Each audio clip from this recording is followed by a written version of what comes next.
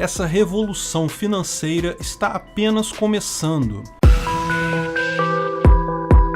Essa visão libertária é sua fonte de informações descentralizadas e distribuídas. DeFi é a sigla para Decentralized Finance, ou finanças descentralizadas. É um movimento que pretende criar um novo ecossistema financeiro descentralizado, ou seja, sem a intermediação de bancos, corretoras ou seguradoras tradicionais, que via de regra são altamente regulados pelos governos. É um sistema que pretende ser, para o sistema financeiro, o que o Bitcoin e outras criptomoedas foram para o sistema monetário. O mercado financeiro é o setor da economia que une aqueles que possuem recursos sobrando e não pretendem utilizá-lo por um período, aceitando emprestar tais valores em troca de alguma compensação. Esses são os chamados credores, e uma outra parte que são aqueles que precisam de recursos para investir em um novo negócio, para fazer frente a uma despesa, mas que não podem ou não querem esperar para obtê-lo. Esses são os chamados de devedores. Teoricamente, seria possível que o indivíduo A negociasse diretamente com o indivíduo B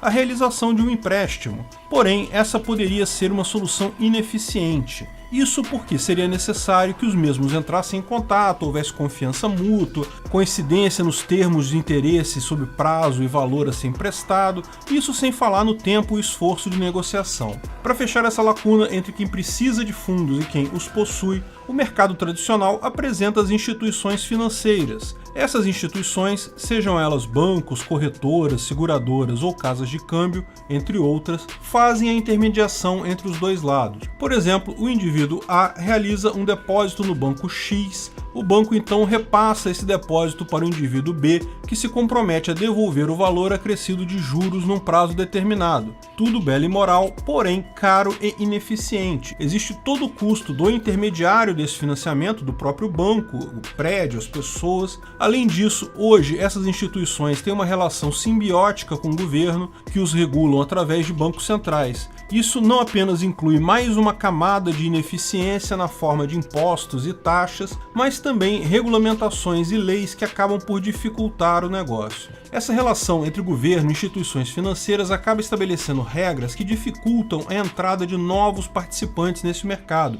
diminuindo a concorrência dos bancos. Existe ainda a questão da reserva fracionária, que permite aos bancos criarem dinheiro do nada, multiplicando os depósitos realizados. Isso gera a famosa inflação da moeda e o resultado é um setor altamente cartelizado, com serviços ruins e caros para os consumidores. No final, o empréstimo rende pouco para quem empresta e custa muito para quem pega emprestado. Com a criação das criptomoedas, surgiu a perspectiva de escapar das entidades centralmente reguladas. Não demorou para aparecerem os primeiros DApps, ou Decentralized Applications, ou aplicativos descentralizados, onde era possível negociar empréstimos peer-to-peer. Entretanto, apesar da facilidade de encontrar com quem negociar na internet, os problemas anteriores de esforço negocial continuavam existindo. Foi aí que surgiram os novos contratos peer-to-contract, como o Compound ou Aave. Essas plataformas não há interação direta entre os usuários, mas sim uma interação entre pools de usuários,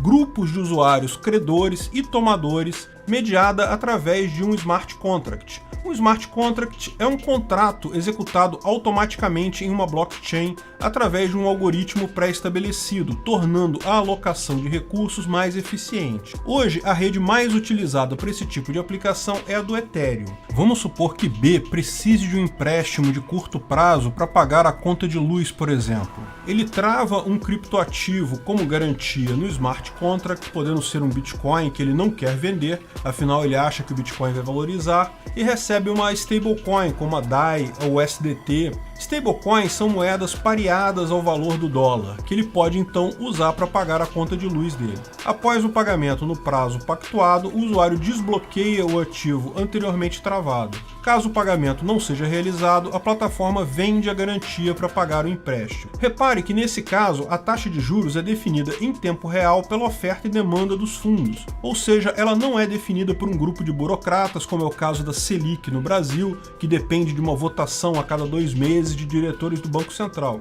Hoje, essa é a forma mais comum de empréstimos em DeFi, mas tem outros modelos sendo testados, como créditos garantidos por NFTs, tokens não fungíveis, já falamos sobre isso em outros vídeos, que poderiam, no caso particular, representar uma obra de arte valiosa que o devedor não gostaria de vender, ou o título de propriedade de uma casa, por exemplo. Vejam que essas opções seriam muito semelhantes, respectivamente ao penhor e à hipoteca, já praticados hoje.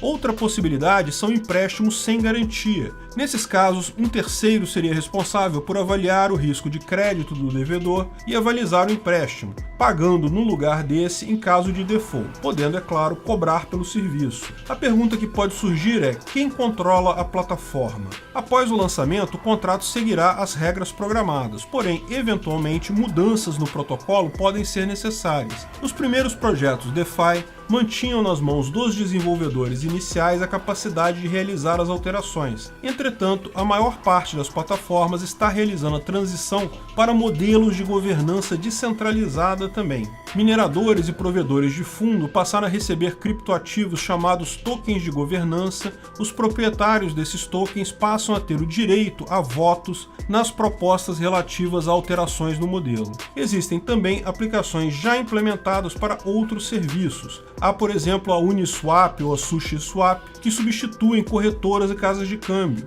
Aqui, de novo, é a mesma coisa. Se você quer trocar uma moeda por outra moeda, você sempre pode procurar outra pessoa que queira vender de volta aquela moeda que você quer comprar e esteja disposto a aceitar a sua moeda que você quer vender. Mas lembra, isso pode ser uma condição difícil de você achar. É muito mais razoável você ter um pool de pessoas que colocam as duas moedas em questão e fazem uma venda como a casa de câmbio, em que ela lucra um pouquinho toda vez que alguém vai comprar ou vai vender, e em troca mantém aquele grande valor ali alocado para trocas entre aquelas moedas. Se você tem reais e bitcoins sobrando, pode abrir um pool desses numa dessas casas de câmbio, e toda vez que alguém for comprar ou vender reais ou bitcoins, aquela sua reserva vai ser usada para fazer a transição, e você vai ganhar um pouco em cima disso, porque a taxa de compra é um pouco mais baixa que a taxa de venda. Temos também a Opin e a Nexus Mutual, que implementam contratos de seguros. Sim, você faz um seguro em criptomoedas. E a Synthetix, que atua na área de derivativos, contratos cujo valor é calculado a partir do valor de um outro ativo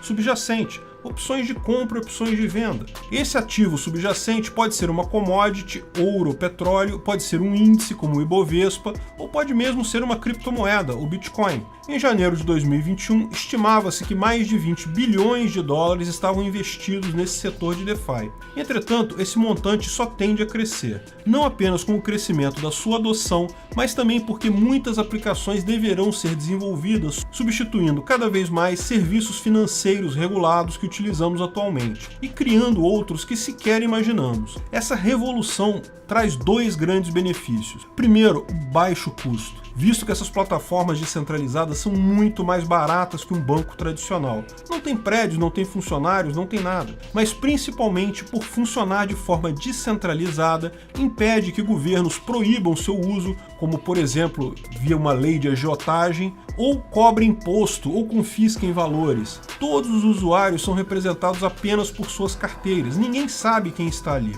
E é por esse tipo de iniciativa agorista que podemos ver de maneira mais nítida que o Estado tem a tendência de perder seu poder com o tempo. As tecnologias descentralizadas trarão, com o tempo, cada vez mais prosperidade e possibilidade de se levantar novos rumos para a liberdade. Obrigado por sua audiência. Esse artigo foi sugerido e escrito por Felipe Vilela, revisado por Liberty Nacho e narrado e produzido por Peter Turgunia.